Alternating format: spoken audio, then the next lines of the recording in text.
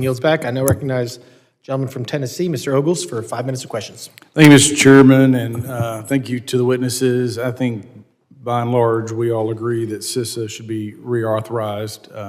So then the question becomes, how do we make it better? I know there's been some calls, let's do a clean reauth and just get it out the door quickly. But, as we look at the landscape as we go forward, obviously, in battlefield terms, as warfare has changed, I would argue that one of those battlefields is in the cyber realm. So, Mr. Miller, I know you've had some suggestions, in particular, some of the definitions as it pertains to CISA. Any thoughts on how we can improve as we go into reauthorization to make it better, stronger, more robust?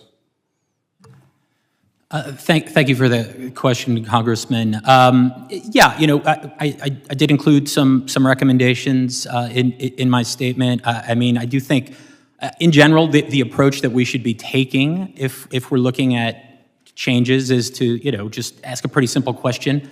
Hey, what's changed in the past 10 years from a threat standpoint, from a technology standpoint? Are there very technical definitions that we have of cyber threat indicator and defensive measures in the bill? Do they really account for all the different types of attacks that companies are experiencing today? And are we sharing the types of threat information that we need to counteract those threats? I think one example of a relatively novel type of attack that's grown to prominence, someone mentioned SolarWinds earlier, right? Supply chain attacks, software supply chain attacks.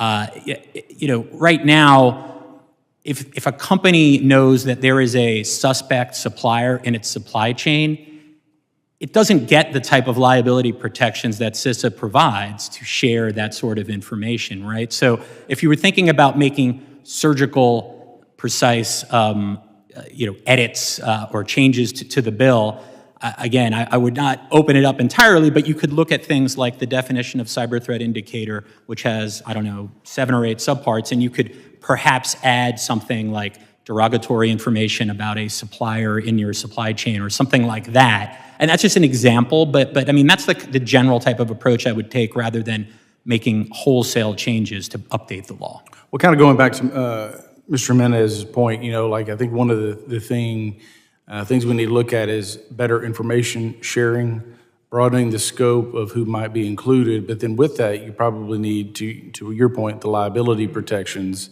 to protect someone as they're sharing information that otherwise might be, So what about the JCDC? What role might they play as we go forward? Yeah, as others have testified to, the JCDC is a very valuable, newer partnership that CISA has led. Obviously, it's really focused on operational collaboration as opposed to simply sharing information, right? And that's really what this is all about. I will say. It is my understanding that you really could not have JCDC still, without the liability protections that exist in CISA 15, though, right? There are MOUs that companies that participate in JCDC sign, but that really deals more with information dissemination and adhering to pretty strict traffic light protocols. It doesn't have anything to do with the fundamental liability protections and authorizations that CISA provides for sharing the threat information in the first place, which at the end of the day is what underpins JCDC, I would say. Ms. Ronaldo, you touched on China in rather stark terms. You just want to give us a quick brief of, are we adequately protecting ourselves with CISA and the reauthorization as it pertains in terms of China and obviously their bad actions as it absolutely. And when we were doing our fact-finding mission, as we were drafting the legislation, one thing that was very abundantly clear is that more than 90% of our networks are held by the private sector. So what can we do as a government to help protect the private sector? So the idea of information sharing and the importance of government to business, and I think, to your question to John, how do we improve the transport of information from the government to business. I would say that was one part that's lacking today, and not necessarily you don't need a congressional change to make that happen, just oversight. How could we stay on top of the agencies to make sure that they're pushing out information? And then I would also say security clearances is a big issue. You may have people that can get a clearance, go into a room, hear the information, but do you have the engineers that can actually act on it? So that's an important aspect as well.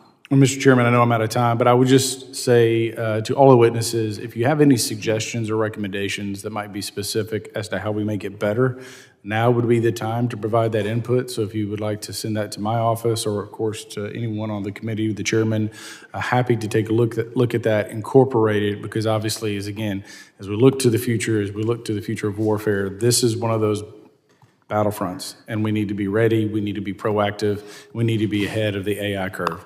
Mr. Chairman, I yield back. Thank you for your graciousness. Gentleman yields back. I